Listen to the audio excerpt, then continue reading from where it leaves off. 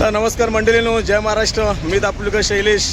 मित्रांनो, माझा आजचा प्रवास आहे दापोलीचा आणि आता वाजले 3:15 आणि माझा भाऊ येतोय कांदिवलीवरून. तर आता निघाला आहे. जवळजवळ 1 तास झाला निघून. मागाशी मी त्याला फोन केला होता तर तो पवईला होता. पवईवरून पेट्रोल भरून येणार होता आणि मी आता उभा आहे कोपरी आनंदनगरला.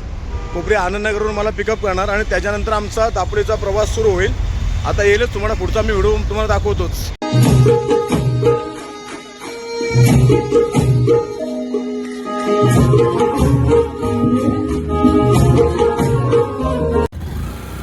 तर आता आपण आलेलो आहे ठाण्याला आणि दापोलीकर शैलेशला भेटूयात.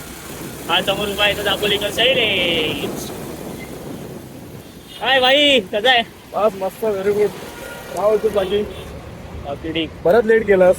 हो, व्हिडिओला ऐकर माझ्या. 3:30 झाले. व्हिडिओला ऐकर. 3:30 वाजले. आता मी निघायला बराचसा लेट झालाय. आता पटापट निघू आपण. हा, चल बस. ठीक आहे.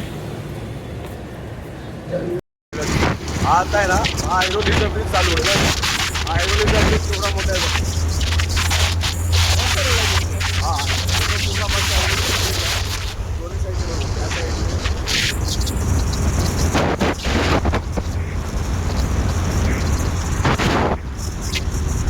एक छोटीशी लिंक वाटते बघ ऐरोलीची.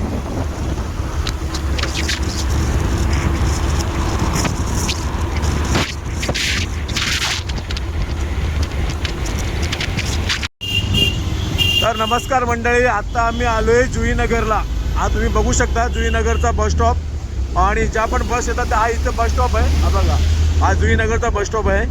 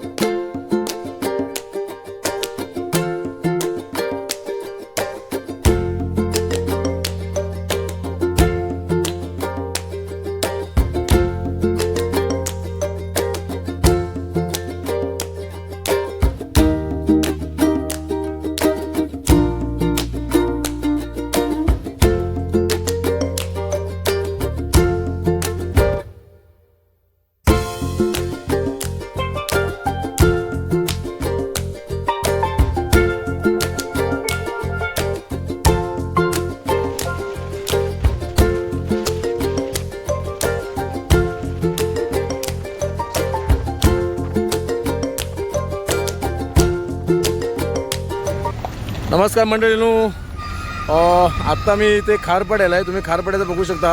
हा खारपाड्याचा पूर्ण हायवे आहे लोकेशन. आणि ह्या साईडला जो आहे हा वैष्णवी हॉटेल आहे. हा वैष्णवी हॉटेल तुम्ही बघू शकता. इथे आपल्या सगळ्या ज्या गावी जाणाऱ्या जेवढ्या ट्रॅव्हल्स आहेत तर सगळ्या ट्रॅव्हल्स या वैष्णवी हॉटेलजवळ थांबतात. तुम्ही बघू शकता. हा हॉटेल आहे आणि जागा पण बघा का, जागा पण किती जबरदस्त पार्कसाठी जागा आहे. एवढी मोठी जागा.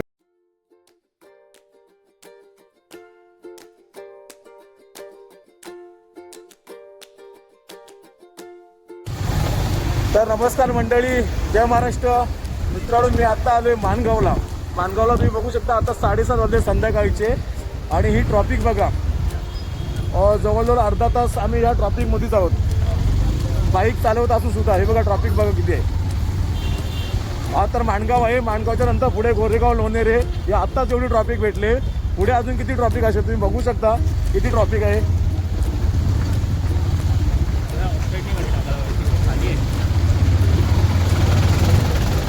बापरे, किती ट्रॉफिक आहे.